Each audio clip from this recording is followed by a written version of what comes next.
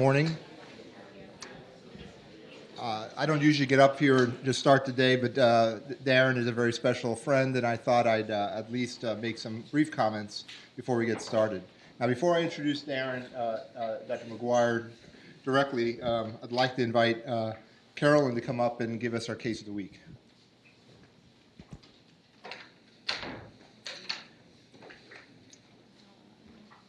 Can everyone hear me? Okay. So I'm going to keep this short and just say while we're all in the same room that if people are seeing interesting cases on whatever services or non-invasive, invasive labs that you work in, please do send them to myself or Tarek so we can highlight them. This week I finished the electrophysiology service, and this is a patient that I saw. This patient is a 71-year-old male. He has a history of tobacco use, heart failure with preserved ejection fraction, chronic kidney disease, and symptomatic paroxysmal atrial fibrillation.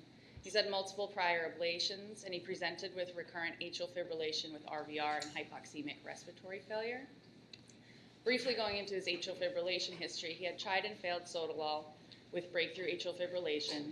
He had had multiple pulmonary vein ablations, one in the summer of 2017 and then one a year later in 2018.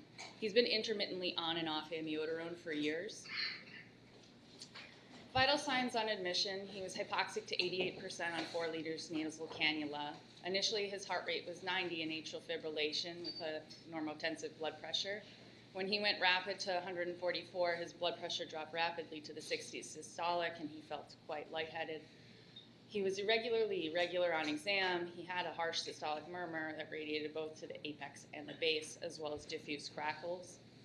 Interestingly, his TSH was quite low at 0.034. His T3 total was very elevated at 216, and his T4 total was 17 with a free T4 of 4.7. His last echocardiogram, which had been done prior to this admission, had showed that his RV systolic pressure had been rising and was now 83 millimeters of mercury. Looking at his x-ray, he had chronic sort of coarse interstitial markings and some scarring, especially in the right upper lung. And looking at, this is a terrible image and I apologize, the chest CT that he got this admission, he did have bilateral ground glass opacities as well as some septal thickening. He underwent a right heart catheterization for his elevated pulmonary or RV systolic pressure on echocardiogram, and these are his numbers. I think importantly, his RV systolic pressure was 86 and his PA pressure was 82 on 16 with a mean of 43. His wedge was 19 with an acceptable cardiac output. His pulmonary vein resistance was 4.2.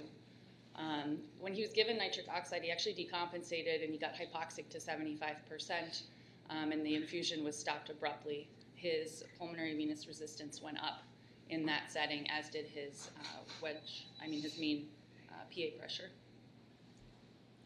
So diagnoses so far: this patient's still being actively treated. He is improving. He's been diagnosed with amiodarone-induced thyroiditis. He's been diagnosed with amiodarone-associated pulmonary interstitial pneumonitis. And he also has pulmonary hypertension with probably a combination of group 2 and group 3 disease, but he has not yet gotten some of the necessary evaluation or been seen in our pulmonary hypertension clinic. So Katie Clapham is here. We'll see him hopefully soon.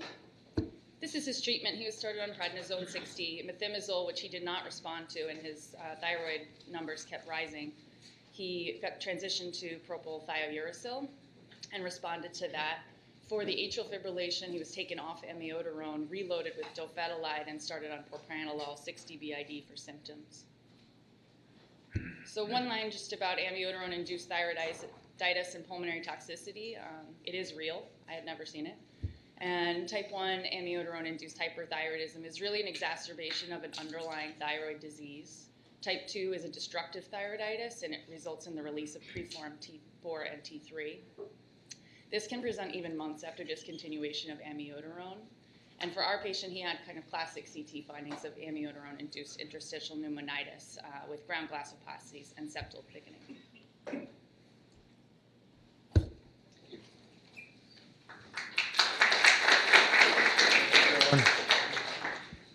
And so before I invite Professor Cohen to come up and give a few words on our friend Dr. McGuire. I just wanted to make a few personal comments and direct these more to our fellows in the audience, because watching Dr. McGuire last night and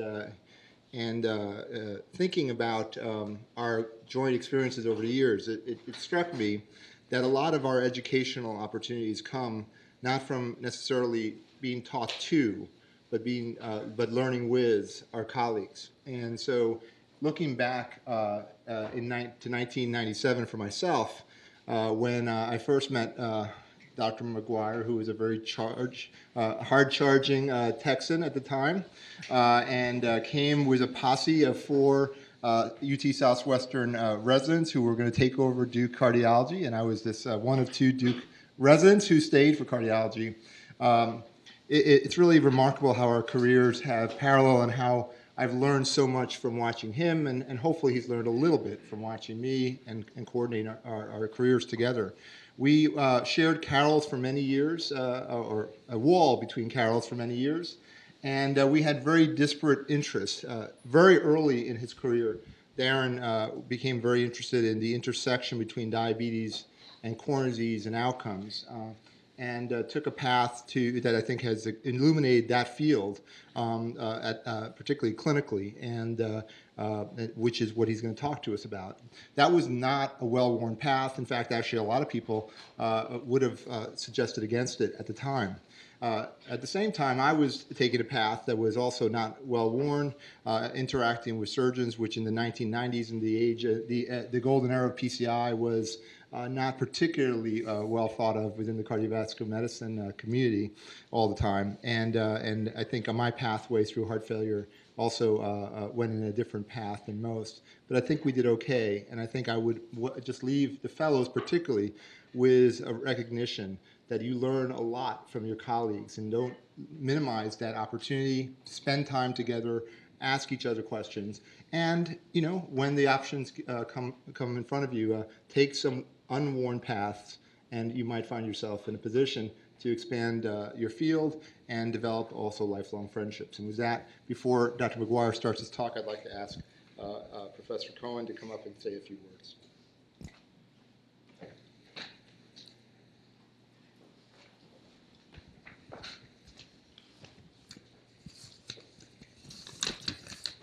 Thank you, Eric. It's just great that you and Darren McGuire have known each other for over 25 years. It's a friendship, and that's a professional association that is great. What I thought I would do, because I don't know Darren as well, I only met him about 3 or 4 years ago, was give you some background about where he's come from, where he's at, etc. Where he's going, he'll talk about.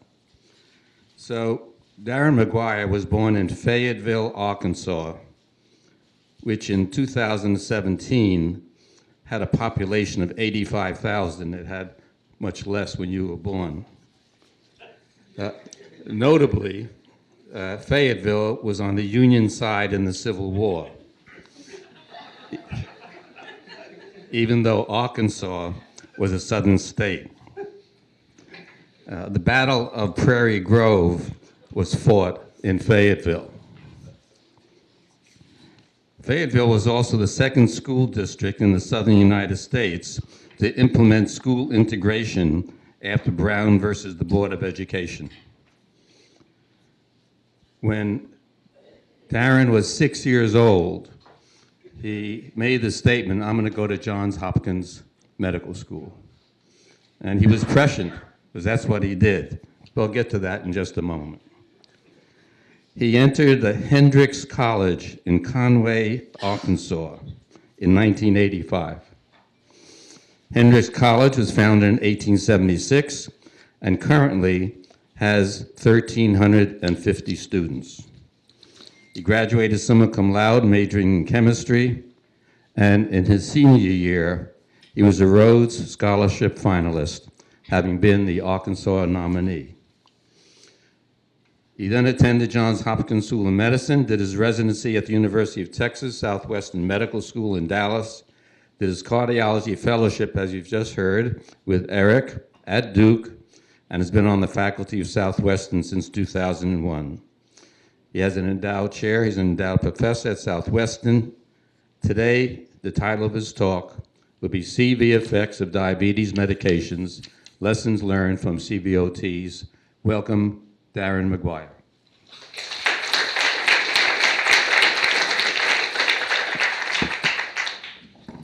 Thank you.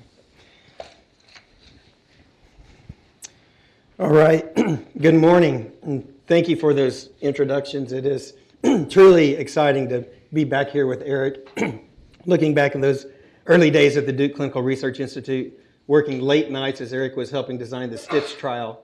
And fast forwarding now, I'm deputy editor of circulation and having the great privilege to work directly by telephone and text and emails, getting a fast track publication from the ESC just a couple of years ago with Eric. So coming full circle, it's really great to stay in touch. And thank you, Professor Cohen.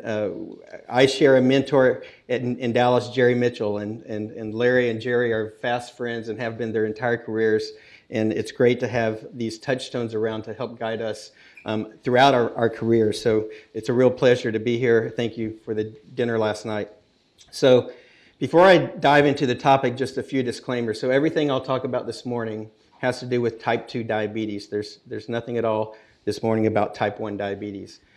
Second, I'm a cardiologist, not an endocrinologist. I think I have only one slide, maybe two, that mentions hemoglobin A1C. And so we're not going to talk about glucose control, sorry, Kasha.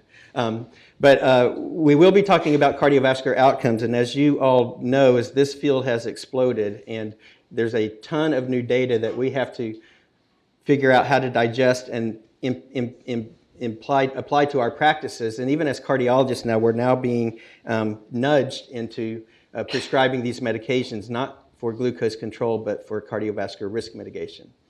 And finally, as a CME program, I will have to comment that everything I will talk about this morning is off-label. That is with two exceptions. We now have two medications approved, actually 3 medications approved in the diabetes space for cardiovascular risk reduction, but everything else I'll talk about is off-label with regards to the effects of anti-hyperglycemic therapies on cardiovascular outcomes. So we had an interesting conversation last night, and this has been a bit of a tension, and I'm sure it's a tension here, is I've worked exclusively with industry throughout my research career. I trained with Eric at the Duke Clinical Research Institute, which is really heavily involved in industry-sponsored research, the design and execution and partnership with industry sponsors. And as we talked about, industry is going to do their research, and they can either do that with or without us. And if they do it with us, at least we hope we can make them the projects better. And so everything I've done on the left are trials where are companies with whom I've had trial leadership positions on these cardiovascular outcomes trials. I've been involved in almost all of the trials over the last decade in the cardiovascular outcomes space. And on the right are companies where we have ongoing consultation for bringing new drugs to cardiovascular outcomes assessment or looking at novel cardiovascular indications for existing drugs. So I'll walk you through why we have all of these data available. And I know coming here where there are so many people who have been involved in this field directly, including my dear friend Silvio Nsuki, who is in Europe and can't be here. But Silvio and I have been working very closely together for over 20 years on multiple projects, now in leadership positions on clinical trials and writing papers and whatnot. And so a lot of you may be more aware than the average academic medical centers. But let me talk a little bit about the background of why we got to this cardiovascular outcomes trial requirement for diabetes drugs. So if you go back before 2008, to bring a drug to the US market for the treatment of type 2 diabetes, the prescription is on this slide. This is from the International Council on Harmonization, where all of the regulators around the world got together and came up with a common set of rules about how we are, or guidelines about how we are to conduct human research for registration of new therapeutics. And type 2 diabetes at the time fell under this not otherwise specified non-infectious chronic disease. And for that category of medications or therapeutics, this was the prescription. You had to expose only 1,500 patients to the experimental compound. Many of these were single-dose administration for PK and PD, pharmacokinetic and pharmacodynamic assessments, safety and tolerability. Only 300 to 600 had to be exposed for 6 months, and only 100 people had to get the experimental therapy for a year before it could be approved for marketing. If it was shown to improve glycemic indices, most commonly hemoglobin A1C, and there was no prohibitive safety signal, you could bring a drug to market. So with such little patient year exposure, it's no surprise that we find out all kinds of different side effects after the drugs come to market. And to find those, we have to use pharmacoepidemiology, which has a lot of pitfalls. There has to be reporting, and you have to see a signal that rises above the noise. And we've seen that with some of the diabetes medications I'll talk about in a minute. So before 2008, 250 patient years of exposure. Then in December of 2008, the FDA and the European Medicines Agency flipped the switch, and they came out with this new guidance for drugs, for drug development for type 2 diabetes. And what this required is that sponsors should demonstrate that the therapy will not result in an unacceptable increase in cardiovascular risk. And when you read that as a cardiologist, it's a little bit off-putting. You're saying we're going to bring drugs to market that just don't harm people more than a placebo does. And that's where we've been in the last 10 years. But you have to realize this is all on the underpinning of the importance of glycemic control for microvascular disease risk mitigation. So diabetes is effectively two diseases, and we can favorably affect outcomes with glucose control for microvascular disease risk, for eye disease and kidney disease. And while we're doing that, at a minimum, we need not harm the cardiovascular system. And ideally, if we get really lucky, we'll find therapies that do both. And so I like to link this, or the analogy to use here is like cancer chemotherapies. We know a lot of chemotherapies have cardiovascular side effects. And so while you're treating the cancer, we need to just be certain that we're not, to a prohibitive level, harming the cardiovascular system. This similar is in the case of diabetes. So this single change in the guidance moved the requirement to get a drug approved around the world, in the US, at least in Europe, from 250 to 15,000 patient years of observation. So this is a 70-fold higher requirement, or increased resource use, increased cost to bring these drugs to market. And so this was a big deal. And a lot of people in the field thought that this might shut down clinical trial or drug development and drug registration research. We know now, a decade later, that that simply didn't happen, that we've never been more busy than we are presently in the type 2 diabetes space.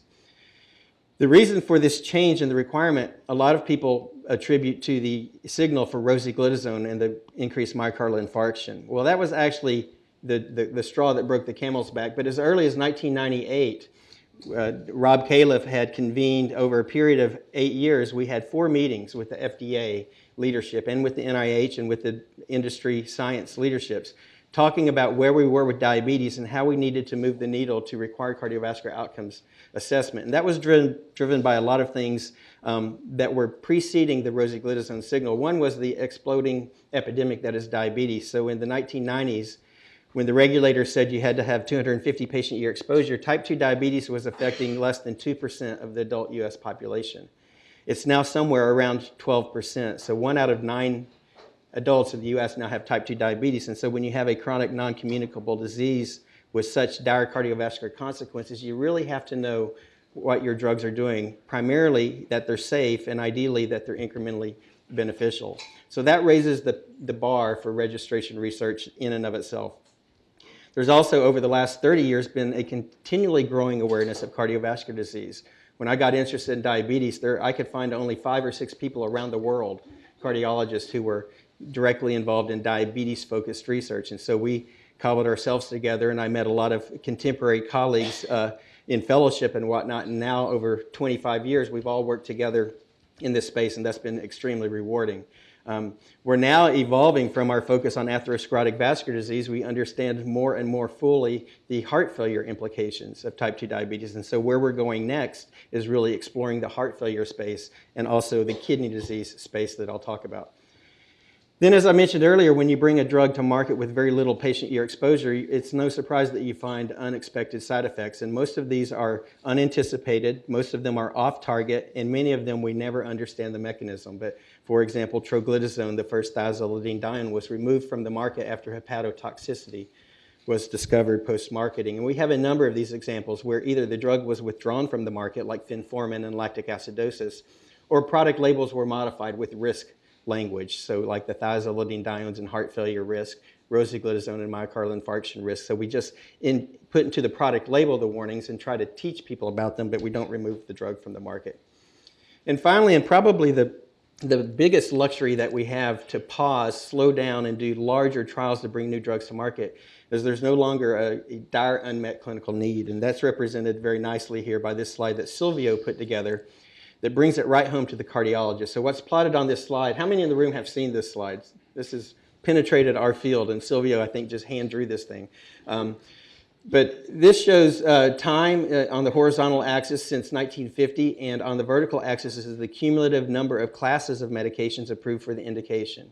And in the blue are drugs for blood pressure control, antihypertensive therapies, and in the red are drugs for glucose control and type 2 diabetes.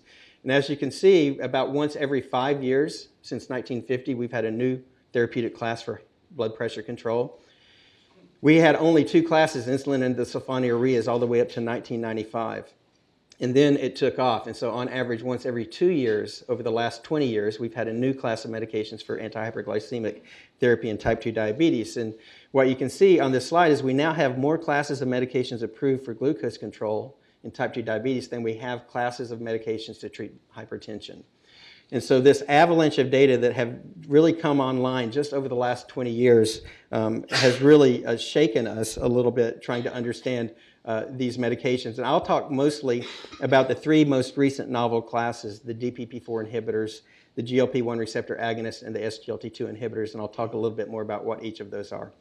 So we'll start with the drugs that modulate the incretin axis. When you ingest carbohydrate, you deliver carbohydrates to the distal intestine that stimulates secretion of incretin hormones that feed then back onto the pancreas, causing glucose-appropriate insulin release. There are effects on the appetite centers of the brain, reducing appetite, and they slow down gastric intestinal motility. And so you have reduced food intake, and you also have glucose-appropriate insulin secretion. So on the top are the DPP-4 inhibitors. Those are once-daily tablets that inhibit the protease, the circulating protease dipeptidyl peptidase 4. DPP-4 selectively degrades GLP-1 in the body. And so GLP-1 is one of the most potent incretin hormones, and it's this protein that's been targeted in this field of medications. And so if you inhibit the degradation of GLP-1, you increase its endogenous activity. It's a little bit like neprilysin inhibitors and BNP. So if you inhibit the degradation, you'll increase its action, and by doing so, you can lower blood glucose. Because this is a mechanism that is glucose-appropriate insulin release, there is effectively no incremental risk for hypoglycemia. If they're combined with insulin and sulfonylureas, they do increment the risk a little bit, but in and of themselves, almost no risk for hypoglycemia, and they also do not induce weight gain. And so there are 2 advantages over the pre-existing therapies, insulin and sulfonylureas right there, is there's no increased weight gain and there's very little hypoglycemia. So these are very well tolerated therapies. On the bottom are the injectable GLP-1 receptor analogs, ranging from twice daily to once weekly injections. And these are very potent glucose-lowering agents. And I'll show you some outcomes trial data for most of these listed on the slide. So I'll start with the DPP-4 inhibitors. On a single slide, I'll make a very long story short. This is about a decade of investigation, over $1.5 billion spent to prove the 4 members of this class are precisely placebos when it comes to cardiovascular risk. And so I've never seen this in clinical trial history, but a point estimate after 16,500 patients were followed a median of 3 years, a 50,000 patient year trial exposure. We had a point estimate at the end of the trial that's exactly the same as it was when we started the trial, 1.0. The null hypothesis. And so what you can see is there's absolutely no effect. These are point estimates for the 3-point composite outcome, cardiovascular death, myocardial infarction, and stroke. Point estimate of 1.0, but importantly, the upper confidence limit is below 1.3. That's the threshold the regulator said you had to achieve to prove cardiovascular safety. So we've proved each member in this class in each of these 4 trials is safe, but none of them incrementally beneficial. And there's no difference at all between one drug or the other in this class with regards to atherosclerotic vascular disease outcomes, cardiovascular death, MI, and stroke. So, of course, after that happens, everybody cries foul. Is that we're wasting our money, we're not making progress, we're not making anything better. But don't forget, these drugs do lower blood glucose, and they are, theoretically at least, beneficial for microvascular disease risk. And so they are a valuable part of the therapeutic arsenal. They're just not making cardiovascular risk better. And a lot of people said we need to stop doing these trials, we're just wasting the money. But let me remind you, when we do 15,000 patient year trials, we find lots of things we never expected. Most of them nothing to do with the agent or the intent of the trial. So what you see here is I was on the executive committee of all 3 of these trial programs. The taspoglitide at the top, this is a once weekly injectable GLP-1 receptor agonist. After about 600 patient year exposure, we observed anaphylaxis, anaphylactoid reactions, and a couple of anaphylactoid-related deaths related to the compound. This was a clear effect of the compound, probably due to the vehicle and not actually the drug itself, but whatever was causing it, it killed the program. And we would have never seen that had we relied on the 250 patient year exposure that had been previously required. Aliglitazar, this was a post-acute coronary syndrome population of patients where we tested the dual PPAR alpha gamma agonist aliglitazar versus placebo in patients with type 2 diabetes surviving an acute coronary syndrome. It took us 14,000 patient years of observation to finally discern a statistically significant signal for increased GI bleeding. Now, this is a drug that affects effectively like a fibric acid and a thiazolidinedione, a PPAR alpha and a PPAR gamma agonist. Now, how would fenofibrate and pioglitazone ever cause GI bleeding? We don't know if this is a mechanism of action problem or if this is a drug-independent problem, but we are convinced that this was a real phenomenon for upper GI bleeding, so it killed the program, killed the compound, and effectively killed the class as a therapeutic potential. Finally, fasiglifam, probably many of you have never heard of it. This is a GPR40 agonist. GPR40 is in the pancreatic beta cell, and by agonizing it, you stimulate glucose-appropriate insulin secretion. 2,000 patient years into the cardiovascular outcomes trial, we observed a 10-fold increase in serious abnormal LFT elevations, and so killed the class, killed the compound, and the concept. And so we're finding in these trials side effects, not cardiovascular outcomes that we designed the trial to assess, but we're finding these all the same and killing the compounds long before they come to exposure to millions and millions of people around the world. So coming back to the DPP4 inhibitor story, we found an unexpected side effect there in the cardiovascular domain. So at the top, in this SAVOR trial with saxagliptin, as I mentioned earlier, 16,500 patients, a 27% increased risk for heart failure. And we had no expectation that this compound would affect heart failure. In fact, we anticipated these drugs may prevent heart failure. DPP4 is one of the substrates for DPP4 is BNP. And we thought if we inhibited degradation of BNP, we may actually favorably affect, just like sacubitril does with Entresto. But it turns out 27%, and these were heart failure events that were prospectively captured and centrally adjudicated. And although they weren't part of the primary outcome of the trial, the events were captured as rigorously as we capture heart failure events in heart failure trials. And so these are bona fide cardiology confirmed heart failure events, 27% risk increase. With allogliptin in a patient population post-acute coronary syndrome, the point estimate is more similar to than different from that with saxagliptin. So the first two trials we had in this space had this signal of adversity. We had the luxury, I was on the executive committee of TCOS and I chaired the Carmelina trial. These trials were ongoing when these heart failure signals emerged. So we had the luxury of designing a prospective statistical analysis plan that we filed with the FDA prior to unblinding and prior to database lock. And so these are prospective analysis of rigorously collected heart failure events. In the TCOS trial, absolutely no signal for heart failure whatsoever. And in the more recently presented Carmelina trial, with linagliptin, actually a favorable point estimate that just misses statistical significance. Now, we would not claim that linagliptin reduces risk for heart failure, but what we can say with great confidence is that neither sitagliptin nor linagliptin increase risk for heart failure. So for cardiologists, I think this is an important observation, and if you have patients coming to you treated with saxagliptin or even allogliptin, I would be cautious about those medications, especially in a patient at high risk for or even who has heart failure that these drugs may be contributing.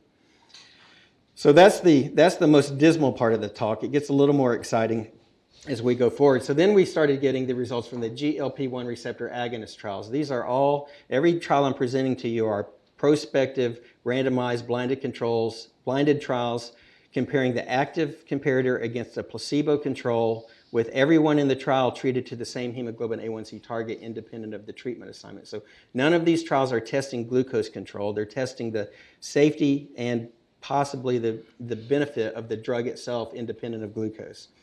So what you have on the left flanking this forest plot, at the top, I'll just call your attention to the very top. These are cardiovascular death, MI, and stroke outcomes.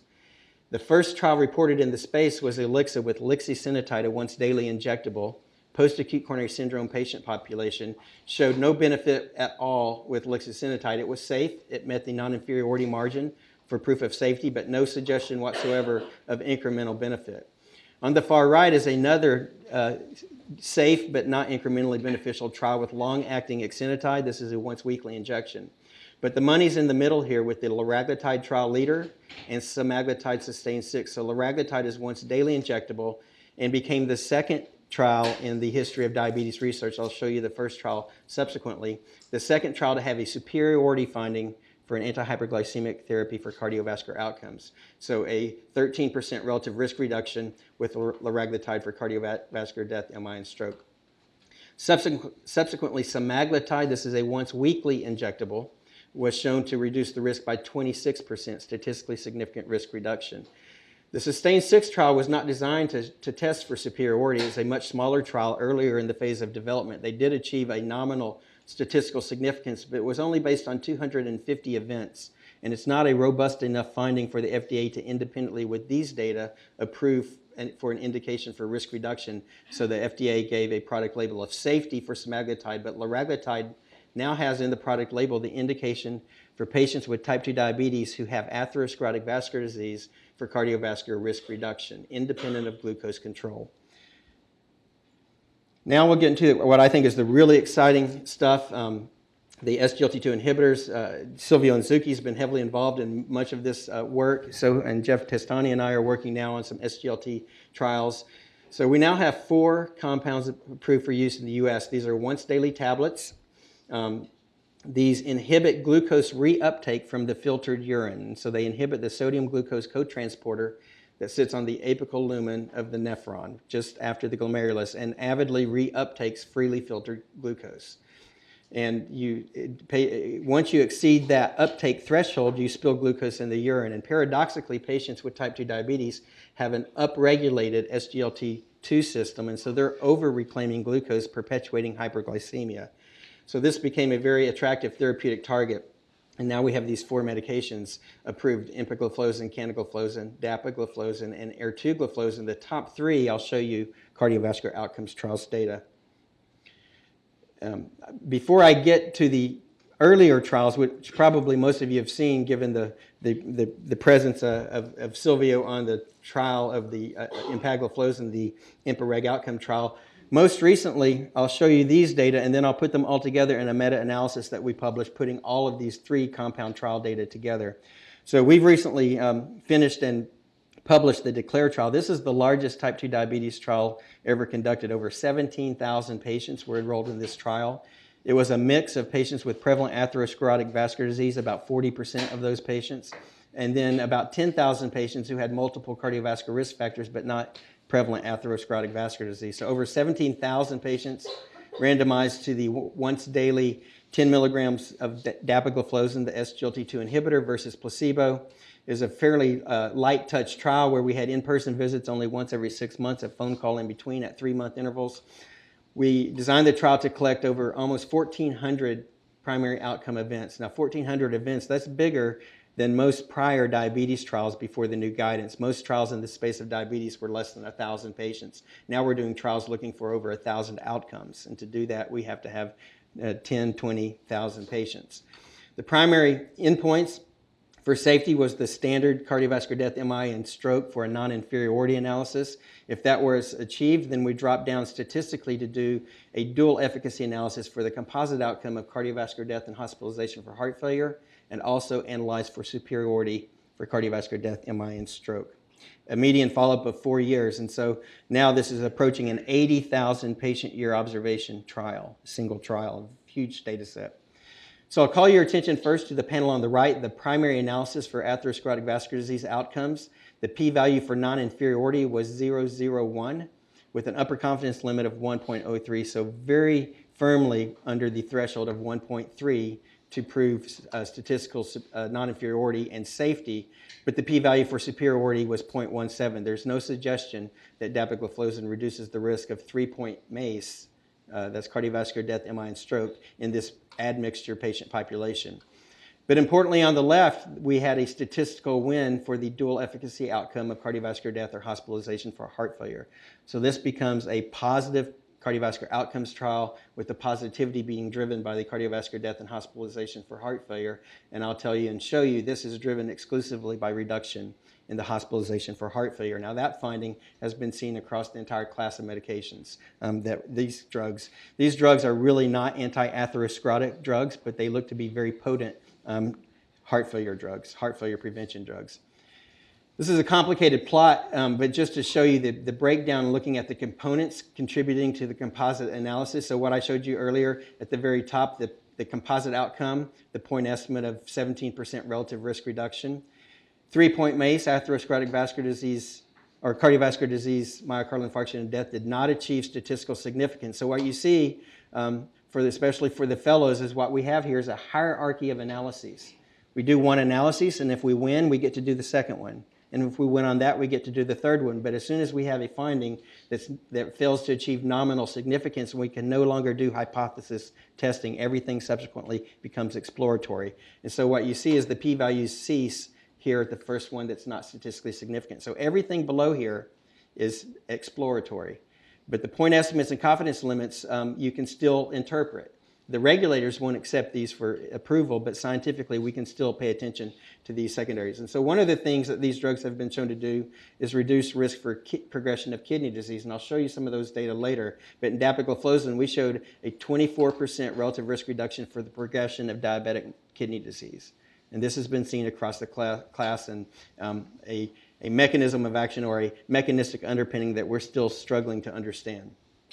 Importantly, as you may recall, and I'll show you, that empagliflozin reduced cardiovascular death, and empagliflozin actually has a product label for reduction of risk for cardiovascular death independent of glucose. We failed to achieve a cardiovascular death reduction with dapagliflozin. It may be that the drug is different than empagliflozin, or it may be that the trial population is different, and I'll make an argument that it may be driven by the trial population more than a difference in the drugs subsequently. As I mentioned earlier, the heart failure composite with cardiovascular death was driven exclusively by a 27% reduction in hospitalization for heart failure. Now that's a big deal. That's a big number, and it's consistent across the class of medications. These drugs potently reduce heart failure hospitalization risk, and that's similar across the class. And then finally, if you take cardiovascular death out of the kidney composite outcome and just make it a pure renal outcome, so 40% drop in eGFR, or progression to end-stage renal disease requiring renal replacement therapy, or renal death, there's a 47% reduction. So if you take cardiovascular death out of the equation, it looks even to be more potent at reducing progression of diabetic kidney disease. Now these trials were very different, and it may underpin, at least to some degree, the difference in the outcomes experienced. IMPA-REG outcome was the intermediate duration Canvas program with canagliflozin a little bit shorter, and dapagliflozin trial I just presented was the longest of the three. Now, if we had a longer trial and the drug's effective, that should have allowed us to detect smaller signals instead of driving point estimates to unity. So I don't think the difference in the trial duration is important in understanding the differences. The trial populations were very different. In IMPA-REG outcome with empagliflozin, 100% had prevalent atherosclerotic vascular disease. 2/3 of the patients in the canagliflozin program, and only 40% in the DECLARE. And what we've found is the higher the ASCVD risk, the more likely there is to be a demonstrated benefit with this class of medications if looking at the atherosclerotic vascular disease outcomes. Most importantly, the kidney function was quite different between these trials. We were directed by the FDA to limit inclusion in DECLARE TIMI 58 to those with eGFRs greater than 60. And it turns out that the Canvas program allowed patients with eGFR down to 45 and the IMPA-REG outcome down to 30. Now these drugs lose their glycemic efficacy as kidney function wanes, but what we found now as we drill down into the results of these trials, that the opposite is true for cardiovascular effects. The worse the kidney function, the exaggeration of everything that we can measure from a cardiovascular perspective. And so because we were forced to have a healthier kidney population, we may have compromised our ability to detect a benefit had we been able to test patients with more advanced kidney disease. And just showing you, highlighting here the three trials, IMPA-REG outcome with empagliflozin, the Canvas trials program with canagliflozin, and what I've just presented, the DECLARE trial with dapagliflozin.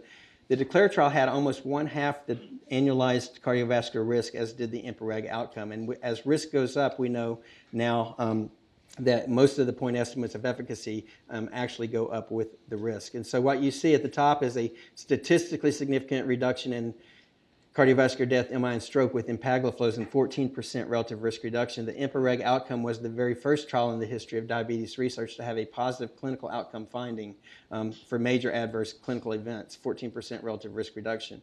Canvas had exactly the same point estimate and almost exactly the same confidence interval, so that's replication as best as you can get it. 2 different drugs, 2 different trial programs, exactly the same result on atherosclerotic vascular disease. And I showed you already, we failed to achieve statistical significance showing a difference with dapagliflozin in the DECLARE trial.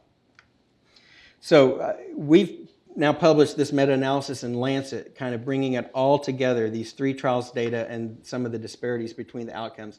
First, we stratified these analyses for the atherosclerotic vascular disease primary outcome by whether patients had atherosclerotic vascular disease or entered the trial with multiple risk factors.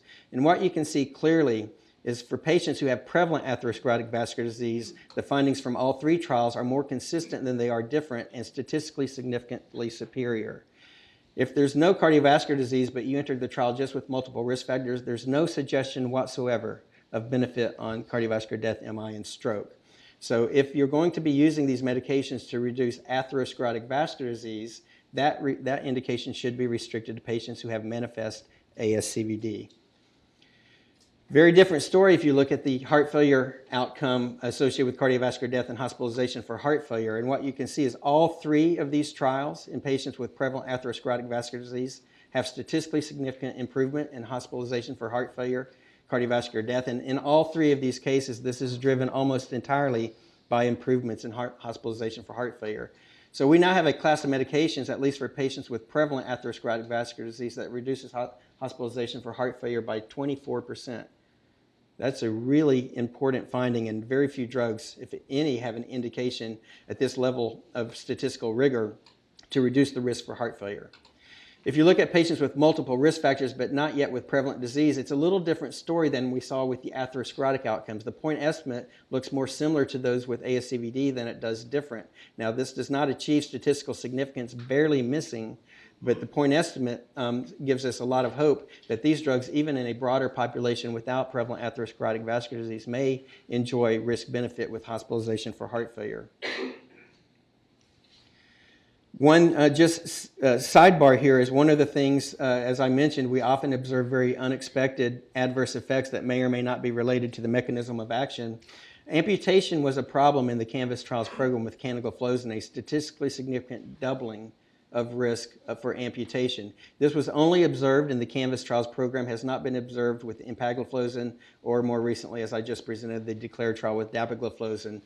There's no statistical difference in risk for amputation. So this looks to be unique to canagliflozin. Whether this is a spurious finding or this is something unique to that drug remains to be understood.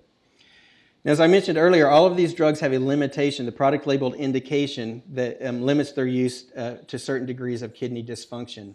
And so empagliflozin can be used down to an eGFR of 45, canagliflozin contraindicated less than 45, dapagliflozin is contraindicated less than 60. This is what drove the FDA to require us in the DECLARE trial to limit our inclusion to less than or greater than 60.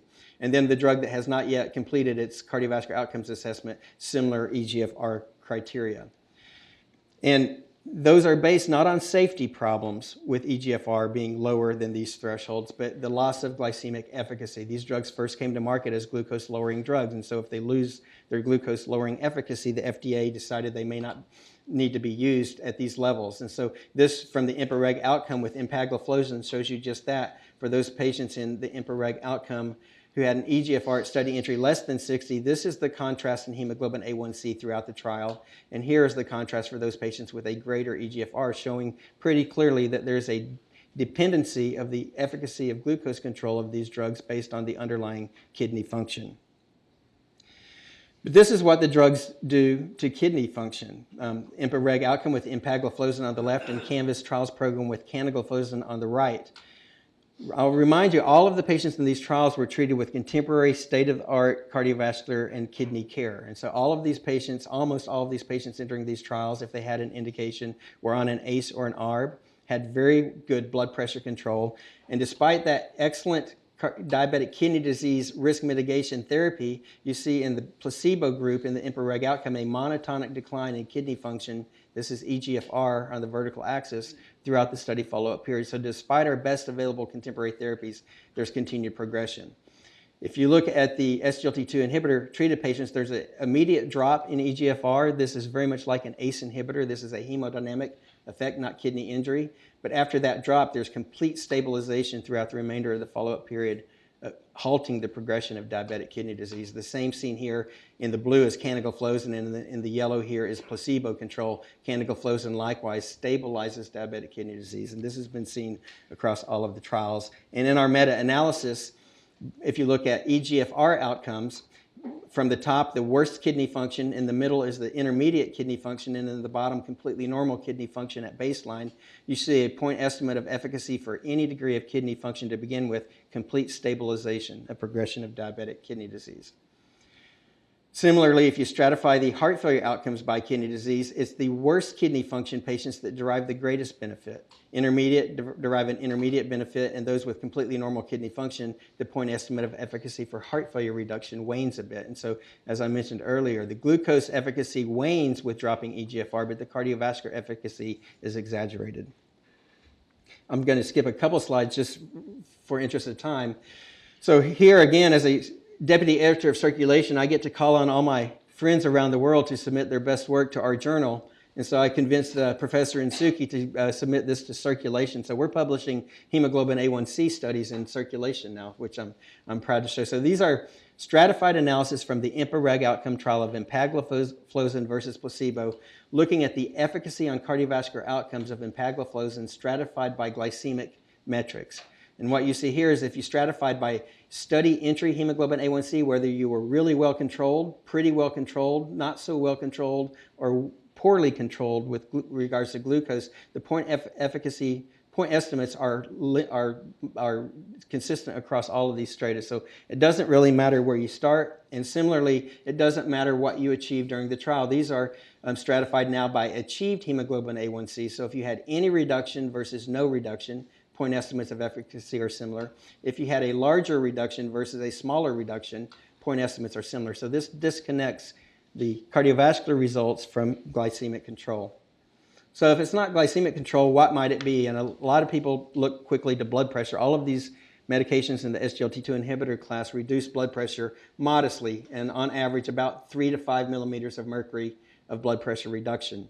Greater blood pressure reduction if you start higher, less blood pressure effects if you start normotensive. But this is about a 3 millimeter of mercury. You would never expect a 3 millimeter of mercury drop in blood pressure to reduce heart failure by 35%. And so it may contribute over long periods of time, may contribute even more, but it's not the explanation. So I never thought I'd be showing kidney slides as a cardiologist, but I'm going to show you a kidney slide because I think almost all of the benefit from this class of medications is driven by the kidney and the perturbed glomerular hemodynamics that occur in the setting of hyperglycemia. So this is a cartoon of a diabetic nephron with a widely dilated afferent arteriole yielding glomerular hypertension, disruption of capillary basement membranes. And what you see, these little brown symbols represent sodium being delivered to the macula densa. And if you remember from renal physiology classes, the macula densa tastes the urine to see how salty it is and controls the afferent arteriolar tone by perceived volume status. So the less sodium delivered to the macula densa, there's perception of hypovolemia, maximally dilating the afferent arteriole to maintain glomerular perfusion. But in fact, the patient is not hypovolemic, they're actually euvolemic or hypervolemic, and still that arteriole is dilated. And so in this setting, you're getting glomerular hypertension. And that's because the sodium is diminished here because with glucose, this is a sodium glucose cotransporter. So proximally, as glucose is reclaimed, sodium goes with it. And so there's over-reclamation proximally of sodium, giving the misperception to the macula densa that there's volume depletion present. So if you just give a single drug in single nephron studies in animals, and this is consistent with what we've observed clinically in humans, if you block the glucose reuptake, you also block the sodium reuptake proximally. And now you're delivering a normal amount of sodium to the macula densa. The macula densa restores this mechanism called tubuloglomerular feedback, immediately constricting the afferent arteriole. And again, in a single dose exposure in single nephron studies, this can be demonstrated. This immediately mitigates glomerular hypertension. And again, this has nothing to do with glucose control. This is glomerular physiology. So if you drop the transglomerular perfusion pressure, you will drop eGFR estimate. You will drop eGFR, you will drop GFR, and creatinine rises a little bit. As I showed you, we've seen this consistently across the class. But just like the ACE inhibitors affecting the efferent arteriole, this is a hemodynamic consequence. It's not acute kidney injury. And when you restore the perception of the kidney of euvolemia, you then attenuate the stimulation of the renin and angiotensin-aldosterone system, and you reduce sympathetic nervous system drive. So if you think about this physiologically, giving these medications, if this mechanism holds true, is a little bit like giving an ACE, an ARB, or an ARNI, a mineralocorticoid antagonist, and a beta blocker all together.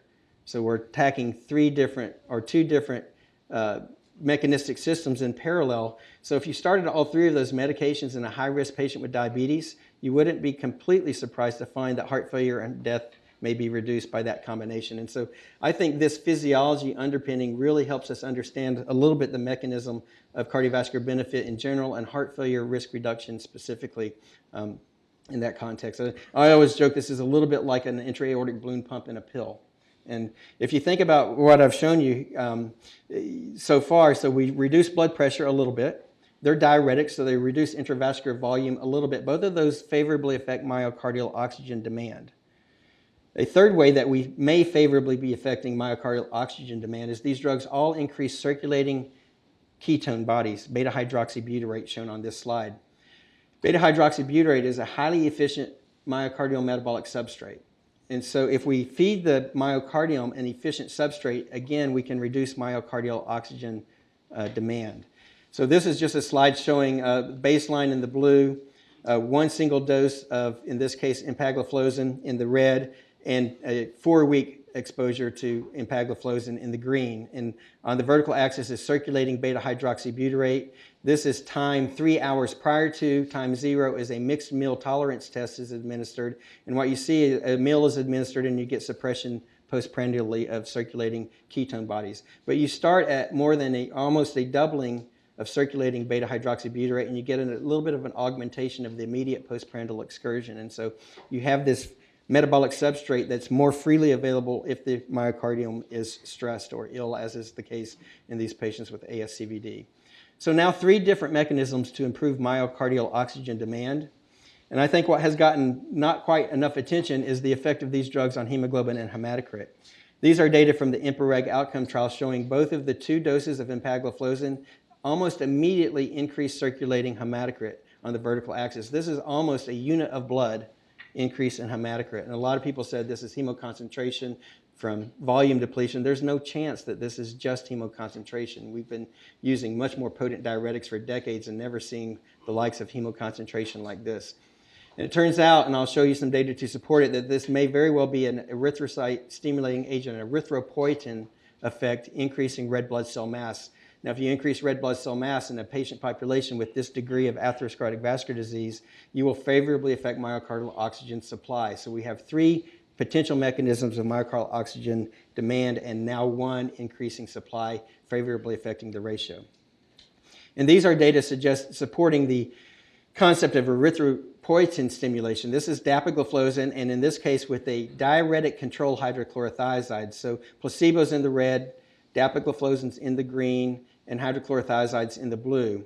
And this is a 12-week study, randomized, blinded, controlled. On the top panel is change in hematocrit, and on the bottom panel is change in circulating erythropoietin.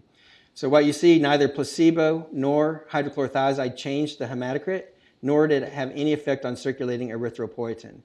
You see in the green, dapagliflozin, within the first week, there's a slight bump in the hematocrit, stabilizes, and then continues to increase throughout the first 8 weeks to a new steady state of hematocrit. This is, in this case, almost a 2% absolute increase in hematocrit.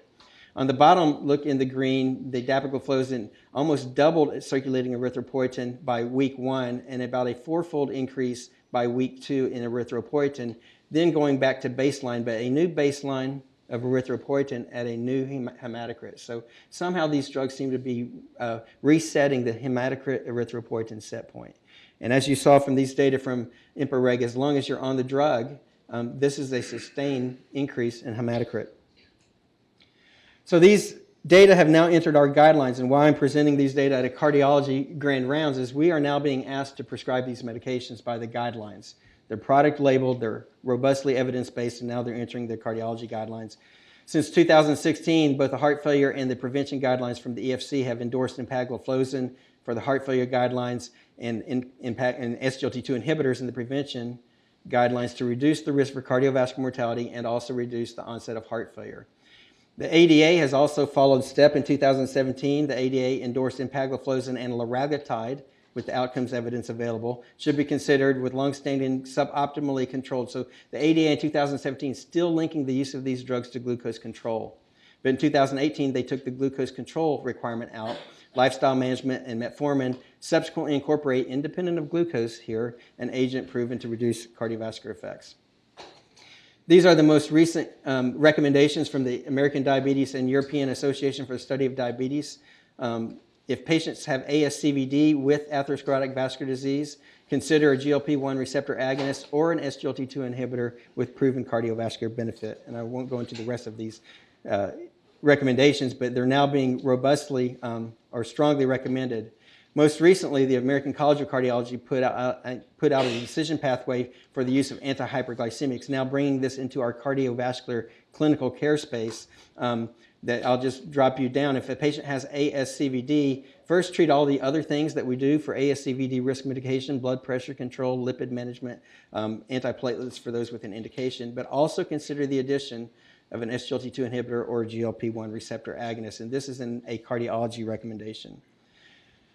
Now I'm going to challenge the ADA-EASD guidelines or recommendations require the patient first to be on metformin and second to have suboptimal glucose control. And I don't think either of those are evidence-based recommendations. Metformin use was not a requirement for any of the trials we've conducted, and we didn't use glucose control as a criterion to conduct the trials. And to remind you, this is the meta-analysis of the effect of metformin on cardiovascular death. This remains an unproven therapy. It's safe, but we don't have robust information that metformin improves cardiovascular outcomes.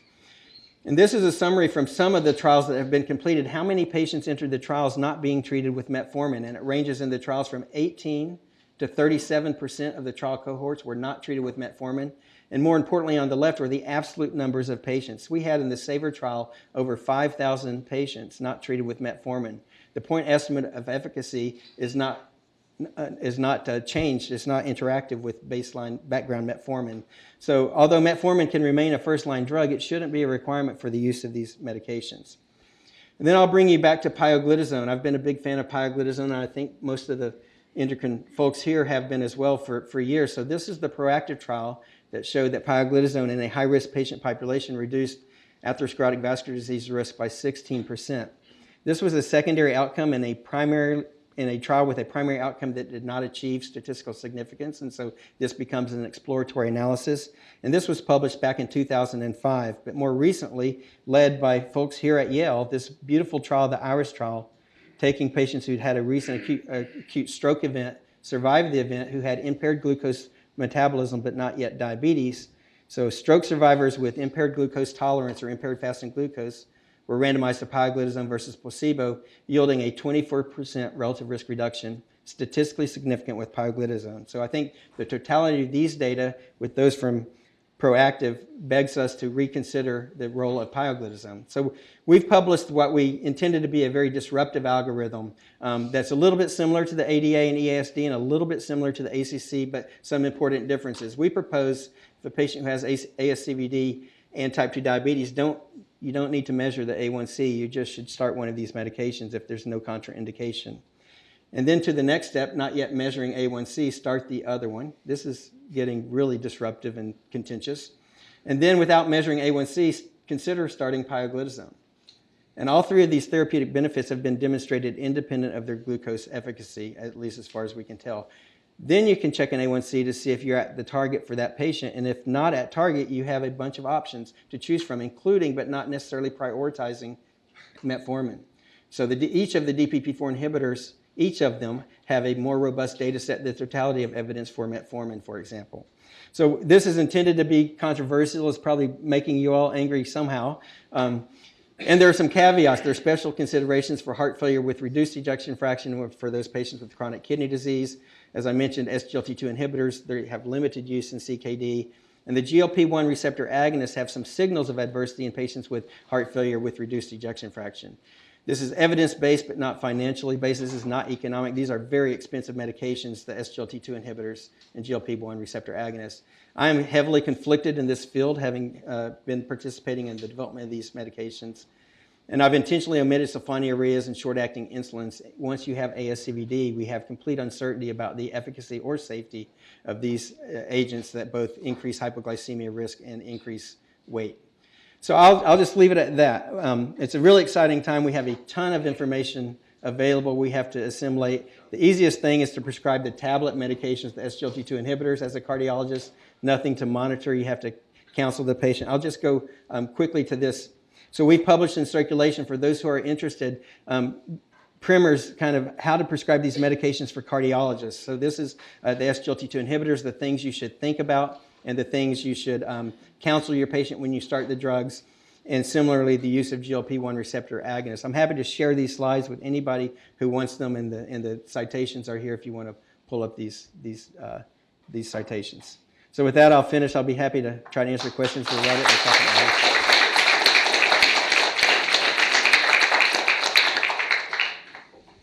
Dr. McGuire, thank you so much. You're now officially part of the Yale Cardiology right. family. Thank you. So, Awesome. Does anyone have any questions? Start with Coram.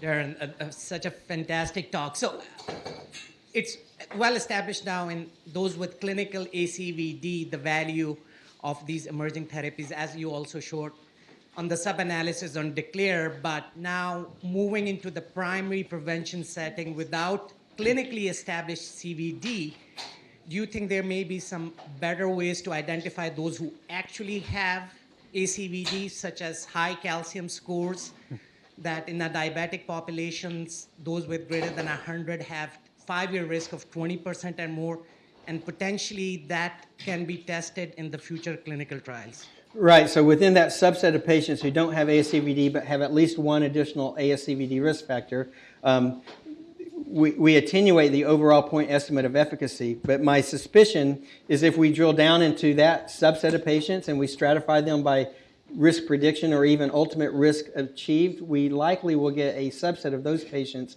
who behave more like the ASCVD risk patients as you're talking about. You know, we did this analysis and published it from IMPA-REG Outcome. So for IMPA-REG Outcome, you had to have ASCVD to get into the trial, but if you apply a simple integer-based risk model, we found that we can discriminate an order of magnitude of risk even observed within IMPA-REG Outcome. There were patients in IMPA-REG Outcome who had an annualized atherosclerotic vascular disease event rate of 1% and some who had 10%. And so we had a 10-fold gradient of risk even in those with ASCVD. And my guess is that same spectrum of risk can be discerned within those with multiple risk factors, allowing us to more efficiently and cost-effectively apply these expensive therapies. Dr. Cohen and Dr. Zare. Darren, tell me if I have it wrong, and don't spare my feelings. Toward the end of your talk, did you advocate that a patient being treated for type 2 diabetes should be treated with 4 sequential drugs? Did I get that wrong? Three sequential drugs before checking A1C. And the third one is highly controversial. We just put it in there. We were asked by the editors at the invitation to propose a very controversial strategy. The first two are highly evidence-based individually. We haven't tested them together to see how much additive benefit we get adding one to the other one. They are both approved for use with each other, so they've been tested for safety and glycemic efficacy, so we don't really have concerns that they will be dangerous to use together. We just don't know how much bang for the buck from an outcomes perspective we would get with both. But it's not too far of a stretch to anticipate they should be additive, at least largely additive. The SGLT2 inhibitors are neurohormonal modulating, vasoactive, volume modulating medications, reducing heart failure risk. Very little effect on atherosclerotic vascular disease. The GLP-1 receptor agonist trials look very much like the statin trials. It takes a long time for the curves to begin to separate, and then they continue to separate throughout the follow-up period as if we're mitigating atherosclerosis itself. And I think that's probably true. And so if we mitigate atherosclerotic vascular disease risk with GLP-1 receptor agonists and heart failure risk and death risk with SGLT2 inhibitors, they should be additive. Now, both of those classes to this day are proprietary medications and very expensive. Pioglitazone is generic. And so adding it as a consideration, because it's generic and pretty well tolerated with some mitigation strategies, we can mitigate the risk. It should be considered further, I think. Thank you. Okay, thank you for a great talk. I was intrigued by the parallelism between improvement in renal function and heart failure. And you offered a compelling hypothesis about a renal mechanism. Have there been any sub-studies that have looked into microvascular phenomena which can be tested clinically to see if this may also play a role in the development of heart failure, that is, these drugs prevent microvascular injury? Right, it's a great question about how these drugs may be affecting microvascular function, right, in the myocardium, kidney, eye. To my knowledge, I have not seen any of those data. What we know with the GLP-1 receptor agonist, what we know about eye disease is you actually run the risk of an early worsening phenomenon because of the magnitude of the glucose control. You can actually exacerbate acute eye disease complications, but that actually over time pans out to be beneficial, and that's most of that risk is treatable. But I don't know of anybody who's looked. It would be very interesting to look at myocardial microvascular function with and without these drugs. My guess is they're probably not directly vasoactive. I'm guessing that all of the vasoreactivity effects of these drugs are mediated through the kidney modulation of systemic vascular tone. You can do it peripherally. ABI, sure. Jeptha and then Dr. Bender. Darren, great talk. Really enjoyed it. Why have diabetes in the mix at all at this point in terms of prospective trials going forward? It seems so potentially effective in patients with established disease or at high risk of heart failure. Why not eliminate it? If you don't care about the A1C, why not expand the population that could benefit? So the question is, can we expand these findings into patients without diabetes? One, I'm a little bit skeptical about it, but two, those trials are ongoing. And so to the second part of that response, so there are now ongoing trials both in chronic kidney disease populations and in heart failure populations enrolling patients with and without diabetes.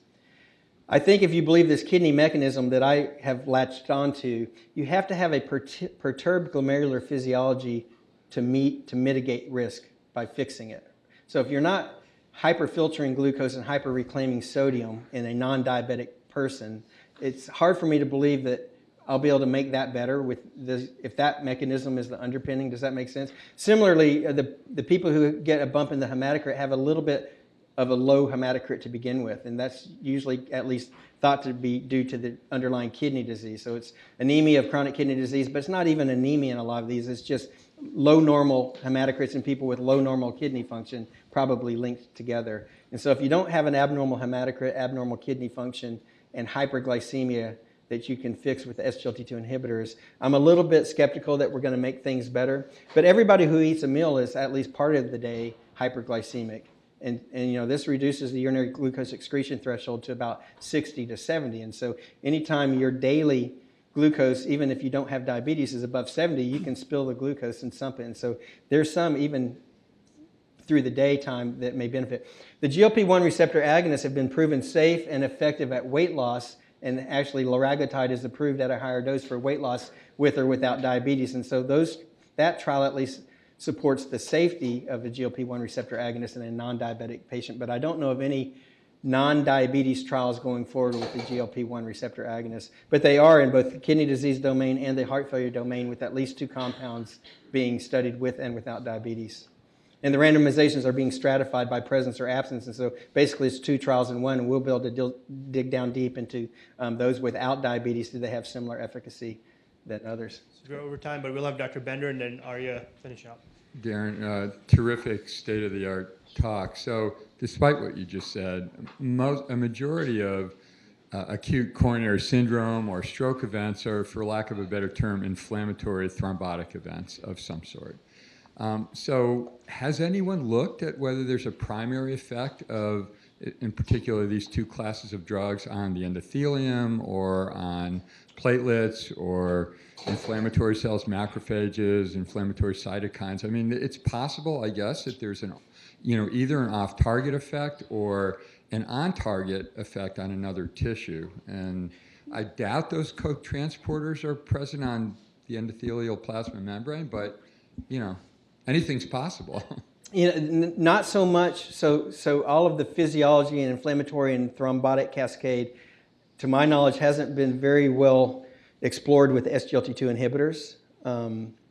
The GLP-1 receptor agonist, there's a robust data set in animal models, ex vivo studies, and even looking at circulating inflammatory cytokines as simple as CRP, the GLP-1 receptor agonists favorably affect the inflammatory milieu in almost every study and actually have favorable effects on vascular reactivity directly and independent of blood glucose.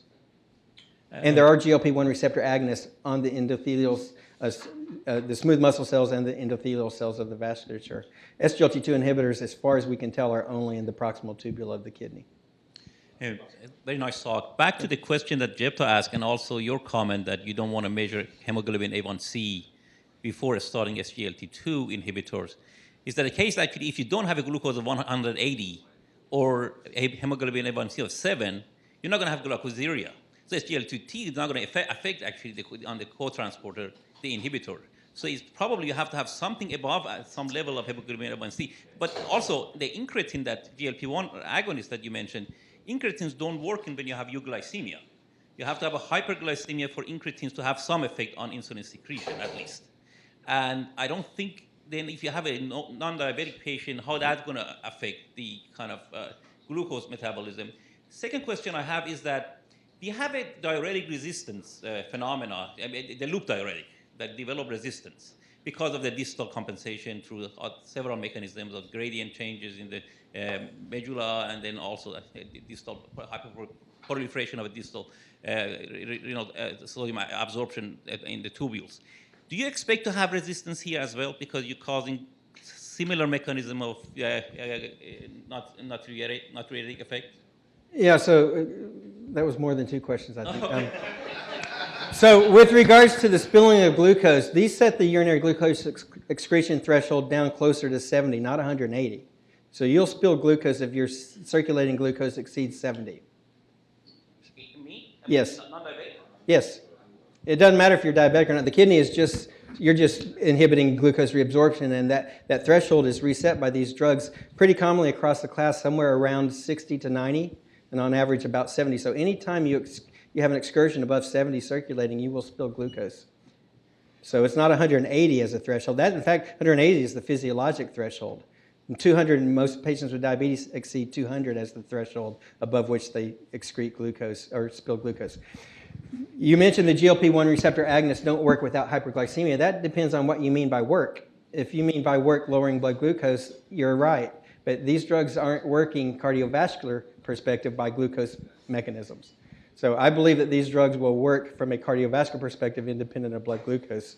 And that's a speculation. But so we know they're at least safe. They don't cause hypoglycemia, so there are no downsides. So I don't know any reason. I agree with Jeff that we might need to study these in patients with prevalent atherosclerotic vascular disease.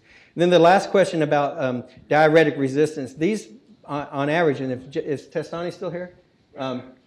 Yeah, so you can correct me if I'm wrong. At least in the animal models, and I think indirectly that we've seen in humans, there's a drop in intravascular volume acutely with these drugs, but then it rebounds back toward the baseline level, never gets back, and then stabilizes over time without further resistance. Is that a fair comment? It's somewhere between 7 to 12% intravascular blood volume reduction initially. That goes back probably to somewhere around 5 to 7% that's sustained throughout thereafter. You get resistance to all diuretics by definition, or you turn it to a bile test. So you do stop excreting sodium after probably 6 weeks or so like that, but it's at a new volume set point. Thank you very much. All right, thank you.